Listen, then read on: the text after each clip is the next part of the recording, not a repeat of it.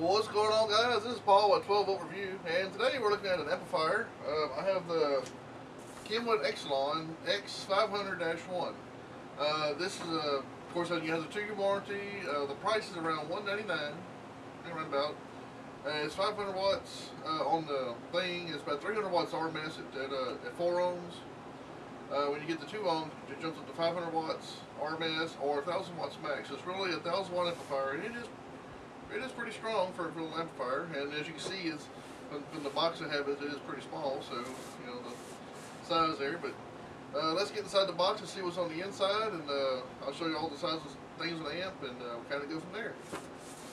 All right, got the lid open, flaps open.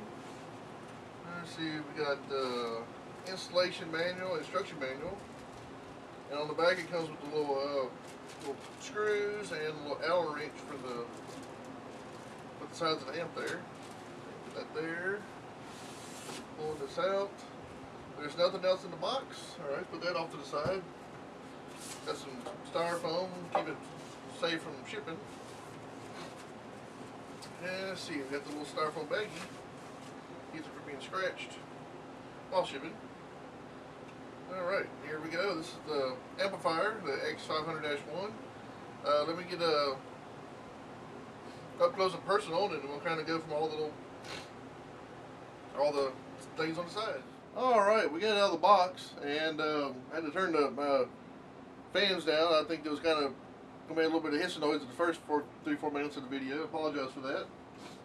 On the front of the amp here, you know, it's a nice glossy back with some chrome or probably some aluminum edges here, which look really nice. It has the Excelon Kenwood logo, and tells you the Class D model back power amplifier. Let's see if I can get a little closer here. The model number, and you got the little light, which is the Kenwood little triangle there. That's their little symbol logo, and a little sticker. You can leave the sticker on there or peel it off, depending on if you want to or not.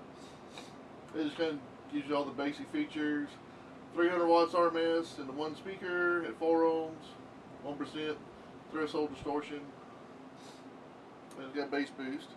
Also, it comes with this little Allen wrench, which takes these little screws off right here and here, here and here, to allow you access to screw your wires down, RCAs and everything like that. So what I'm going to do is I'm going to go ahead and take the little side covers off. It'll take a few seconds. I don't think the screws are too terribly long. They're real short. You can see they're about maybe like a 1/4 inch long. So I'm going to put this back here.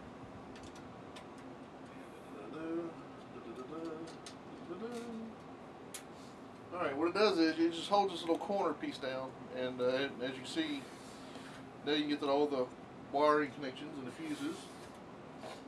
I'm going to disconnect this other one here. Not that I really don't need to, but I'm going to go ahead and show you that we can see that it does come off. It kind of makes it handy to see some things, especially if you're working in a darker location. It might help you give it a little extra light. Alright, I got the 2 side panels off, this side and this side. On this side right here, I want to maybe start from the left side, work from the way to the right, and kind of explain what each knob does and everything. The first one, this is a bass boost level for dB. It starts off at default of 0, and you can crank it up to get a little harder hit, kind of like a gain or volume knob. Just makes it hit a little harder. The next one to it is LPF. That stands for low pass filter frequency, and by default it's cranked wide open to 200. I have no idea why, but for every box you have, sealed, ported, bandpass, third world order, whatever you want to call them, there's different frequencies to adjust to accommodate the style box. Like if you're running a sealed box, you start off around 80 hertz and adjust it from there. If you have a ported box, depending on the box, you might want to crank it all the way down to 50, and adjust from there. And also your car, every vehicle, car, truck, has its own acoustic value. So just setting one amp at a certain frequency, might be okay, but you might want to adjust to kind of give that little extra between the woofer, the box, the vehicle it's in. All of that makes a difference in how it sounds. The next one to it is the input sensitivity.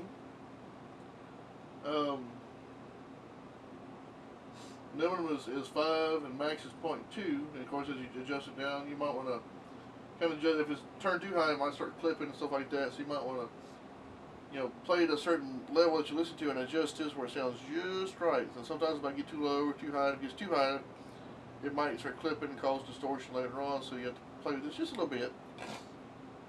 And right here, this is the line in. This is RCA's. Red and white. That's left and right. This is your input coming from your radio or a crossover or from a RC output of a different amp.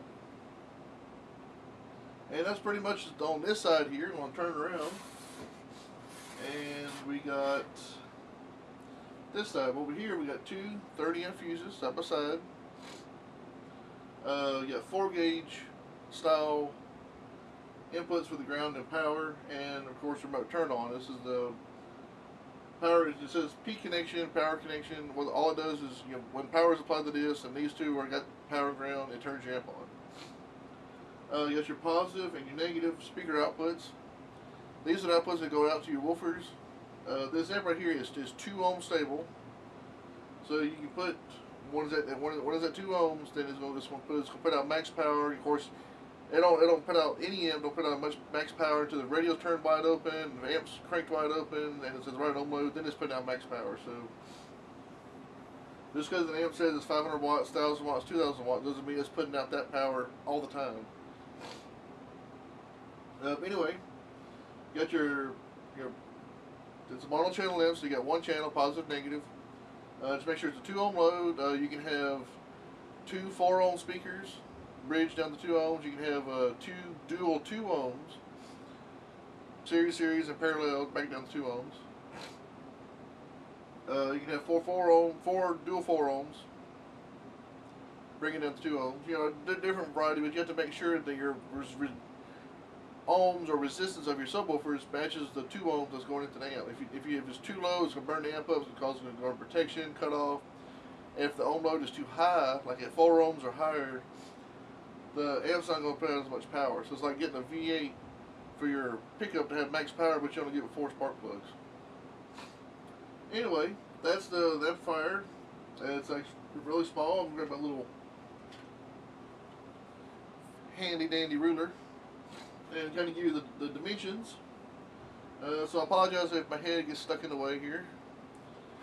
I'm going to kind of guesstimate. It's kind of being rough guesses. Looks like it's going to be from top to bottom, which is actually the top here. This is the bottom.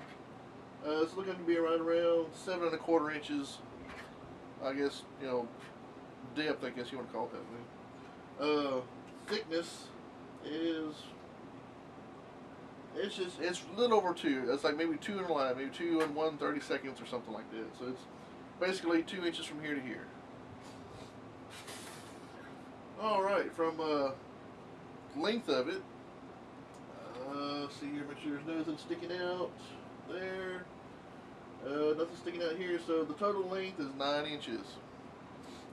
So we got 7 1/4 by 9 by 2.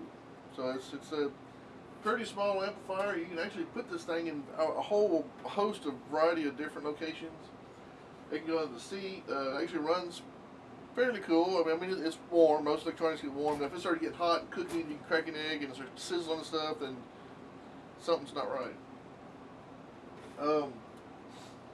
Anyway, that's pretty much it for this amp. Like I said, it's 300 watts RMS at 4 ohms. When you drop it down to 2 ohms, which that's what it can handle, it jumps up to 500 watts, and then peak power is 1,000. So make sure you're running 4-gauge power wire and ground wire, and to keep all problems minimal, make sure all your power wires and ground wires and internal wires are run separately from your RCA wires on the other side. Make sure you run power and ground on one side, or a remote wire, and your RCA speaker wire down the other side, no matter what amp you have. And make sure on this amp you have 4-gauge power and ground. Of course, the remote wire don't care. It's just a signal to turn the amp on. Grounds on all amps, but if it's this one, 4-channel amps, 5-channel amps, make sure it's around 18 inches or shorter. Ground is straight to chassis. No seat bolts, no no door handles, nor trunk lid hinge bolts. Those are the worst grounds ever. But make sure to pull the carpet back, scratch the paint down the middle, ground it right there. That's the perfect ground. And make sure it's no longer than 18 inches. And it'll eliminate engine noise and current problems later on. Alright, that's pretty much it for the stamp here. Let me get it put back in the box and go from there.